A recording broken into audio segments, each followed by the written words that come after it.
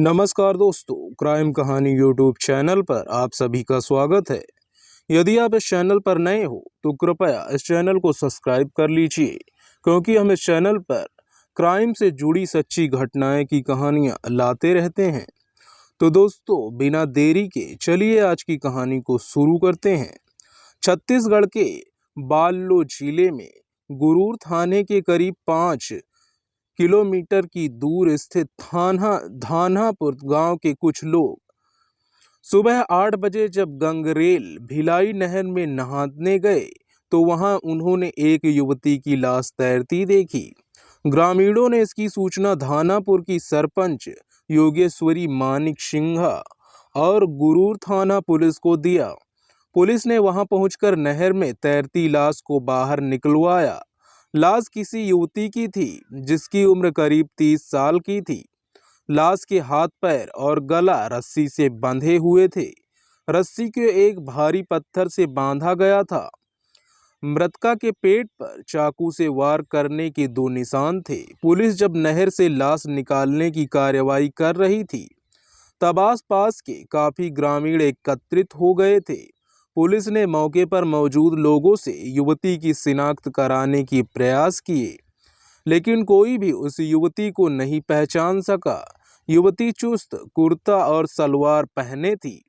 मृतका की हथेली पर अंग्रेजी में ए यादव लिखा था और बाएं हाथ पर पंखुड़ी का टैटू बना हुआ था।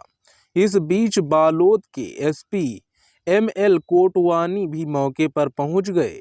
निरीक्षण कर उन्होंने अनुमान लगाया कि युवती की हत्या रात को की गई होगी और उसके शव को करीब 10 किलोमीटर के दायरे में लाकर वहां फेंका गया है। लाश को पत्थर से बांधकर संभवतः इसीलिए फेंका गया होगा कि वह पानी में नीचे डूब जाए, लेकिन गंगरेल नहर में बहाव तेज होने की से लाश पत्थर सहित पानी के साथ बहकर धानापुर की तरफ आ गई। प्राथमिक कार्रवाई के बाद पुलिस ने युवती के शव को सरकारी अस्पताल भिजवा दिया।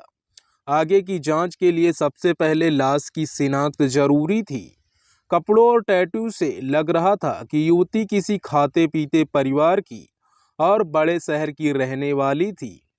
समझदारी से काम लेते हुए पुलिस ने युवती के शव के फोटो खींच लिए और फोटो के जरिए सोशल मीडिया पर डाल दिए। इसका परिणाम भी जल्दी ही सामने आ गया। कई लोगों ने उस शव की शिनाख्त आंचल यादव के रूप में कर ली। पुलिस को केवल मृतका का नाम पता चला था, बाकी जानकारी नहीं मिली थी। इस पर पुलिस ने आंचल यादव नाम की युवतियों के अकाउंट खंगाले। इसमें आंचल यादव नाम के एक फेसबुक अकाउंट पर लगी फोटो से लाश का हुलिया मेल खा रहा था। आंचल के फेसबुक अकाउंट पर एक ऐसी फोटो भी मिल गई जिसमें उसके हाथ पर पंखुड़ी का टैटू साफ नजर आ रहा था। टैटू का मिलान होने पर यह तय हो गया कि लाश आंचल यादव की ही है। फेसबुक अकाउंट और अन्य सूत्रों से पुलिस को पता चला कि आंचल गुरूर से 57 किलोमीटर दूर जिला मुख्यालय धमतरी की विवेकानंद कॉलोनी की रहने वाली थी। वह धमतरी के अलावा छत्तीसगढ़ और राजधानी रायपुर में भी रहती थी। शव की विश्वसनीय शिनाख्त मृत के घर वालों को मृतका के घर वाले कर सकते थे। इसके लिए गुरूर थाना पुलिस ने धमतरी सिटी कोतवाली पुलिस से संपर्क किया। धमतरी पुलिस के सहयोग से गुरूर थाना पुलिस का संपर्क आंचल के परिवार से हो गया। पुलिस की सूचना पर आंचल के भाई सिद्धार्थ ने अस्पताल जाकर शव की शिनाख्त की।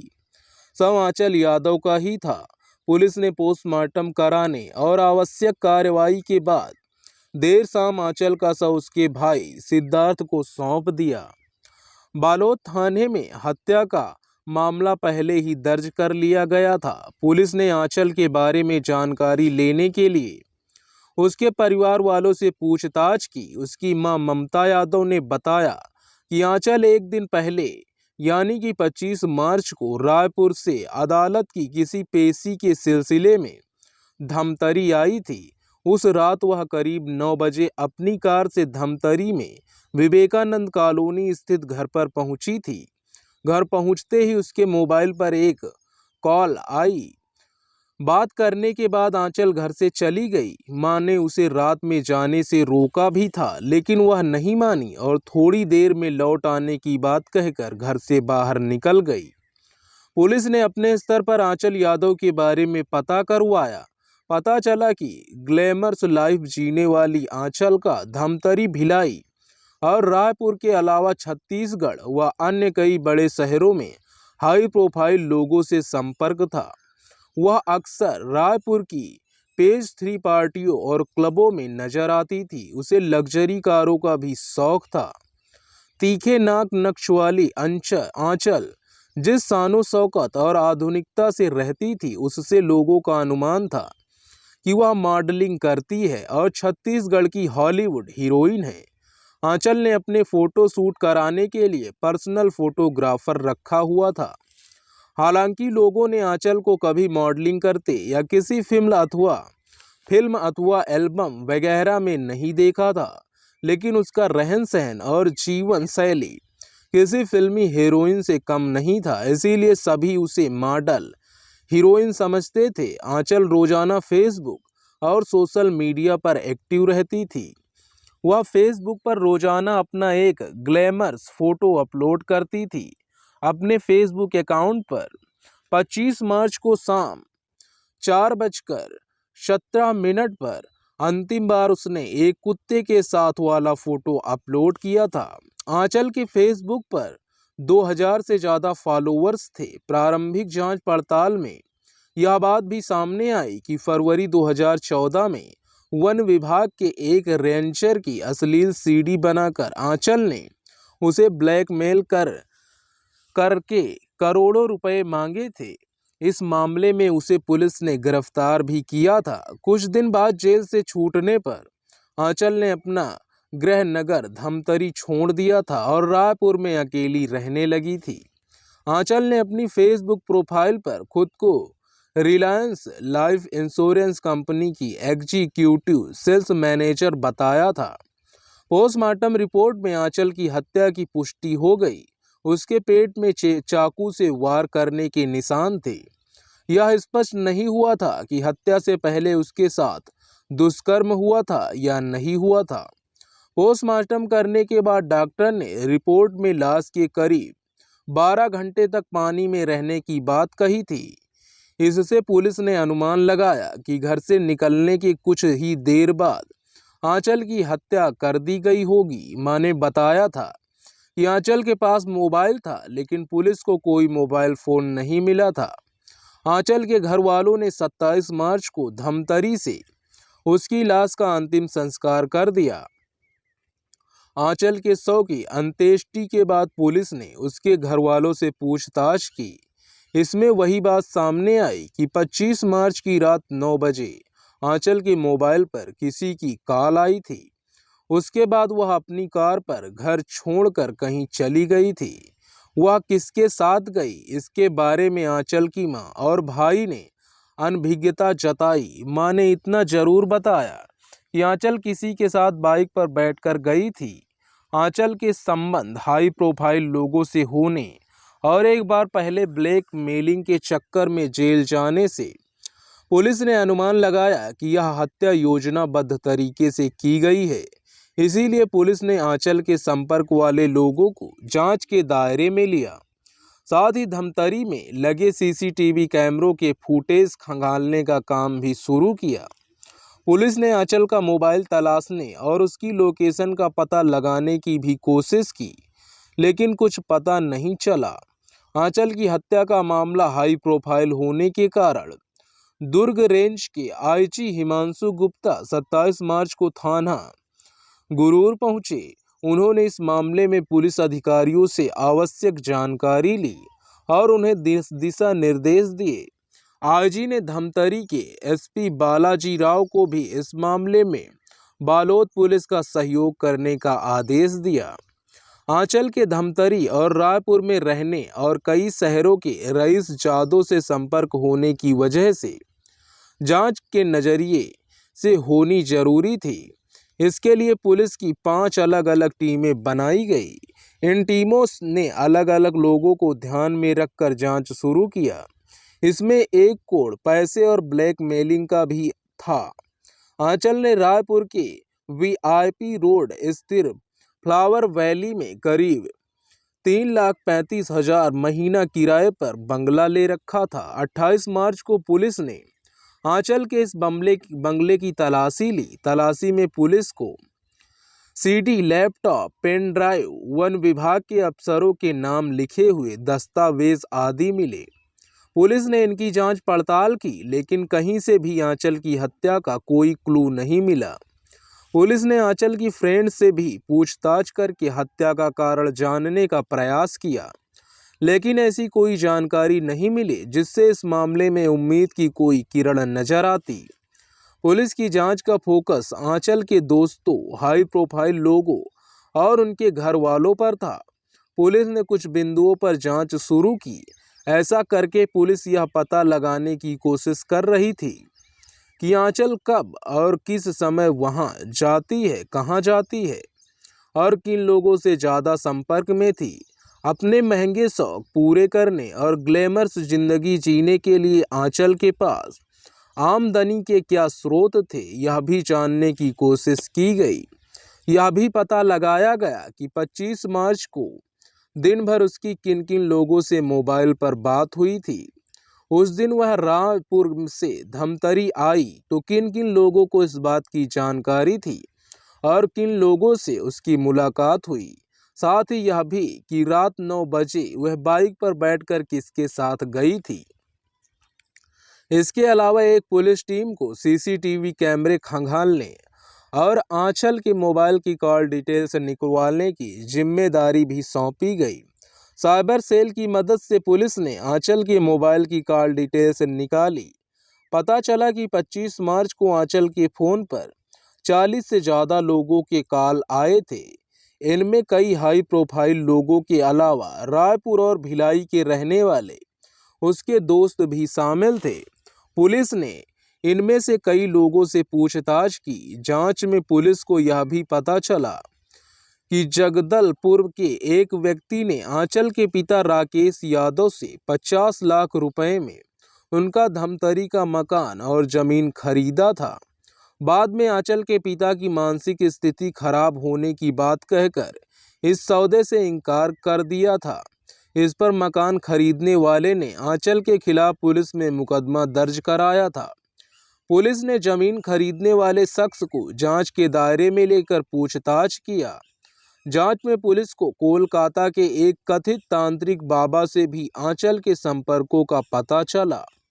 बाबा आंचल से मिलने रायपुर भी आता था। आंचल इस बाबा के जरिए कोई सिद्धि हासिल कर सफलता की ऊंचाइयों पर पहुंचना चाहती थी। बाद में इस बाबा ने आंचल का मोह भंग हो गया। बाबा से पीछा छुड़ाने के बाद आंचल को एहसास हुआ कि वह ठगी गई है। आंचल ने अपने करीबी कुछ लोगों को बताया था कि बाबा ने पैसे हड़पने के साथ उसका शोषण भी किया था। हालांकि बाबा के खिलाफ आंचल ने पुलिस में कोई रिपोर्ट दर्ज नहीं कराई थी। पुलिस ने आंचल के ब्लैकमेलिंग के पुराने मामले को ध्यान में रखकर वन विभाग के अधिकारियों और कर्मचारियों से भी पूछताछ की, लेकिन ऐसी कोई बात सामने नहीं आई जिससे आंचल के हत्यारों का सुराग मिल पाता। सभी एंगलों पर चल रही जांच पड़ताल के बीच 27 मार्च की शाम दुर्ग के आईजी हिमांशु गुप्ता और बालोद के एसपी एमएल कोटवानी ने धमतरी में आंचल के घर जाकर उसकी मां ममता यादव और भाई सिद्धार्थ से पूछताछ की। इस पूछताछ में पुलिस को आंचल की हत्या के बारे में कुछ अहम सुराग मिले। इसके बाद पुलिस ने जांच की दिशा तय कर ली।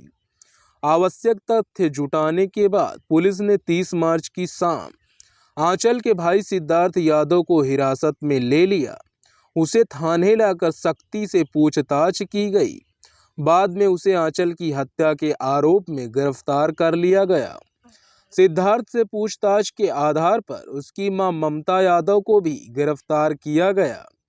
मां बेटे से पूछताछ में जो कहानी उभर कर सामने आई उसका कारण आंचल की वजह से होने वाली परिवार की बदनामी थी। धमतरी के रहने वाले राकेश यादव आबकारी विभाग के निरीक्षक थे। उनका छोटा सा परिवार था। इस परिवार में पत्नी ममता यादव के अलावा बड़ी बेटी थी आंचल और छोटा बेटा सिद्धार्थ था। राकेश यादव ने दोनों बच्चों आंचल और सिद्धार्थ को बड़े लाड़ प्यार से पाला था। आंचल ने धमतरी के एक इंग्लिश मीडियम स्कूल से 12वीं तक की पढ़ाई करने के बाद ग्रेजुएशन किया। इसके बाद उसने एक निजी बीमा कंपनी में काम करना शुरू कर दिया। कहा जाता है कि तीखे नाक नक्श वाली आंचल जैसे तैसे जवान होती गई, वैसे वैसे उसकी खूबसूरती गजब ढाने लगी। आंचल जब आईने में अपना चेहरा देखती थी तो उसे अपनी खूबसूरती पर रश्क होता। उसकी सहेलियां भी उसे हीरोइन कहकर चढ़ाती थी। वह उससे कहती थी कि तू इतनी खूबसूरत है कि फिल्मी हीरोइन भी तेरे आगे पानी भरेंगी। जवानी के साथ बढ़ती खूबसूरती ने आंचल के ख्वाबों की ऊंचाई भी बढ़ा दी। वह ग्लैमर की दुनिया में नाम कमाने के बारे में सोचने लगी, लेकिन इसके लिए ना तो उसके पास अनुभव था, ना ही ग्लैमर की दुनिया तक पहुंचने का रास्ता उसे पता था। अपने ख्वाबों को पूरा करने के लिए वह आधुनिक परिवेश में ढलती गई। इसी चक्कर में उसके कदम बहक गए। उन्हीं दिनों वह वन विभाग के एक रेंजर के प्यार में उलझ गई। बाद में आंचल ने उस रेंजर की अश्लील सीडी बना ली। इस सीडी के बहाने वह रेंजर को ब्लैकमेल कर करोड़ों रुपए मांगने लगी। रेंजर ने पुलिस में मुकदमा दर्ज करा दिया। इस मामले में सन 2014 में पुलिस ने आंचल को गिरफ्तार किया था। आंचल को करीब 2.5 महीने तक जेल में रहना पड़ा। बाद में वह जमानत पर छूट गई। बेटी की ऐसी गुस्ताखियों से लगे सदमे के कारण पिता राकेश यादव की मौत हो गई। जेल से छूटने के बाद आंचल ज्यादा स्वच्छंद हो गई। उसने धमतरी शहर छोड़ दिया और वह रायपुर जाकर रहने लगी। रायपुर में उसकी जान पहचान कई रईस जादों से हो गई। जल्दी ही उसकी दोस्ती का दायरा रायपुर, भिलाई और दुर्ग के अलावा कई अन्य शहरों के हाई प्रोफाइल लोगों तक फैल गया। वह रायपुर में होने वाली हाई प्रोफाइल नाइट पार्टियों की शान बन गई। रईस जादव से दोस्ती हुई तो आंचल ने रायपुर की फ्लावर वैली में किराए का एक बंगला ले लिया। साथ ही उसने लग्जरी कार भी ले ली। वह आधुनिक तौर तरीकों और शानो शौकत से ग्लैमरस लाइफ जीने लगी। कभी कभी वह धमतरी भी आ जाती थी। साथ ही साथ कभी उसकी माँ या भाई भी रायपुर आ जाते थे। इस बीच भाई सिद्धार्थ ने धमतरी में किराए पर टैक्सी चलाने का काम शुरू कर दिया था। आंचल भले ही रायपुर में रहती थी, लेकिन उसकी स्वच्छंदता और चाल चलन के किस्से धमतरी में रह रहे भाई सिद्धार्थ और मां ममता के कानों तक पहुंच जाते थे। उन्हें मॉडर्न लाइफ स्टाइल के नाम पर आंचल का अश्लीलता बिखेरने वाले छोटे छोटे कपड़े पहनकर पार्टियों में शामिल होना और शराब पीना अच्छा नहीं लगता था। इससे उनके परिवार की बदनामी हो रही थी। आंचल के कारण सिद्धार्थ और ममता को लोगों के ताने सुनने पड़ते थे। बदनामी की वजह से सिद्धार्थ की शादी भी नहीं हो रही थी। इसे लेकर आंचल और सिद्धार्थ में अक्सर विवाद होता रहता था। आंचल और सिद्धार्थ के बीच पिता की संपत्ति का भी विवाद था। आंचल ने 3 डॉग पाल रखे थे। इसमें से एक डॉगी का नाम उसने अपने छोटे भाई सिद्धार्थ उर्फ जिमी के नाम पर जिमी रखा हुआ था। कई बार आंचल अपने भाई को जलील करने के लिए उसके टुकड़ों पर पलने वाला कुत्ता तक कह देती थी। बेटी के रहने सहने के ढंग और भाई के साथ उसके व्यवहार से मां भी परेशान थी। 25 मार्च को आंचल रायपुर में पेशी के सिलसिले में धमतरी आई थी। वह अपनी कार से अपने 3 पालतू कुत्ते भी लाई थी। शाम करीब 7 बजे अपने काले रंग की कार से वह घर पहुंची। थोड़ी देर बाद उसका भाई सिद्धार्थ पुरानी बातों को लेकर विवाद हो गया। इस पर आंचल ने भाई से कहा कि तुम मेरी कमाई पर पल रहे हो, तुम्हारी औकात घर के पालतू कुत्ते जिमी जैसी है। यह सुनकर सिद्धार्थ को गुस्सा आ गया। उसने आंचल को 2 तमाचे जड़ दिए। चाटे खाने से तिलमिलाई आंचल ने अपने बैग से चाकू निकाला और सिद्धार्थ पर हमला कर दिया। इससे सिद्धार्थ के हाथ पर जख्म हो गया और खून रिसने लगा। खून बहता देखकर सिद्धार्थ अपना आपा खो बैठा। उसने आंचल से चाकू छीन लिया और उसी ने आंचल के पेट पर कई वार किए। फिर उसने तब तक उसका गला दबाया रखा जब तक कि उसके प्राण नहीं निकल गए। इस घटना के वक्त आंचल की मां ममता घर में ही थी। वह बाथरूम में काम कर रही थी। ममता बाथरूम से कमरे में आई तो आंचल फर्श पर पड़ी थी। उसके पेट से खून बह रहा था और सांसें थम चुकी थी। सिद्धार्थ ने मां को सारी बात बता दी। मां भी आंचल की हरकतों और तानों से त्रस्त भी थी, इसीलिए वह बेटे का साथ देने को तैयार हो गई। आखिर मां बेटे के साथ मिलकर आंचल का शव ठिकाने लगाने की योजना बनाई।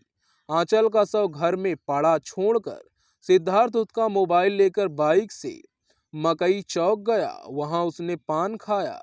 फिर म्युनिसिपल स्कूल के पास आकर आंचल का मोबाइल स्विच ऑफ कर दिया। इसके बाद सिद्धार्थ घर लौट आया। सिद्धार्थ ने मां की मदद से आंचल की कार की डिग्गी में उसकी लाश रखी। वह पुलिस और सीसीटीवी कैमरे से बचने के लिए कार लेकर जिला अस्पताल के बगल से जाने वाली पतली गली में होकर म्युनिसिपल स्कूल के पास पहुंचा। वहां से वह बस्तर रोड पर निकल गया। गुरूर और कनेरी होते हुए वह गंगरेल नहर पर पहुंच गया। नहर पर पहुंचकर उसने डिग्गी से आंचल की लाश कार से निकाली। नहर के किनारे ले जाकर उसने लाश को रस्सी के सहारे एक भारी पत्थर से बांधा और लाश नहर में लटका दिया। नहर में आंचल का शव फेंकने के बाद सिद्धार्थ ने उसकी घड़ी, मोबाइल फोन, सोने का ब्रेसलेट आदि चीजें वाले गहने के पास फेंक दिए। वापस लौटकर सिद्धार्थ ने आंचल की कार में लगे खून के धब्बों को साफ किया। इससे पहले मां ने कमरे में फर्श पर फैले खून को साफ कर दिया था। आंचल की लाश ठिकाने लगाने के बाद मां बेटे ने पुलिस को बताने के लिए झूठी कहानी रच ली। दूसरे दिन नहर में आंचल का शव मिलने और शिनाख्त होने के बाद वे पुलिस को यही बताते रहे कि 25 मार्च की रात 9 बजे आंचल जब घर आई तो उसके मोबाइल पर कॉल आ गई थी। इसके बाद वह कॉल करने वाले को अपशब्द कहते हुए बाहर चली गई, फिर वापस नहीं लौटी। पूछताछ के दौरान पुलिस को सिद्धार्थ की कलाई पर कटे का निशान नजर आया। कलाई में कट का निशान लगने के बाद में सिद्धार्थ और उसकी मां ने अलग अलग बातें बताई। इलाज कराने के बाद पर भी दोनों ने अलग अलग अस्पतालों के नाम बताए। इससे पुलिस का शक मां बेटे पर गहरा गया। पुलिस ने आंचल की कार की तलाशी ली तो उसमें खून के निशान मिले। इसके अलावा सीसीटीवी कैमरे खंगालने पर भगवती अस्पताल के पास से रात करीब 9 बजे आंचल की कार जाती हुई दिखाई दी थी। आंचल की कार में सिद्धार्थ के फिंगरप्रिंट भी मिल गए। कई ठोस सबूत मिलने के बाद पुलिस ने जब सिद्धार्थ को हिरासत में लेकर पूछताछ की तो वह जल्दी ही टूट गया। इसके बाद उसने आंचल की हत्या की सारी कहानी पुलिस को बता दी। पुलिस ने सिद्धार्थ के बयानों के आधार पर उसकी मां ममता यादव को भी गिरफ्तार कर लिया। सिद्धार्थ की निशानदेही पर आंचल की घड़ी, मोबाइल फोन, ब्रेसलेट आदि बरामद हो गए। वह चाकू भी बरामद हो गया जिससे आंचल की हत्या की गई थी।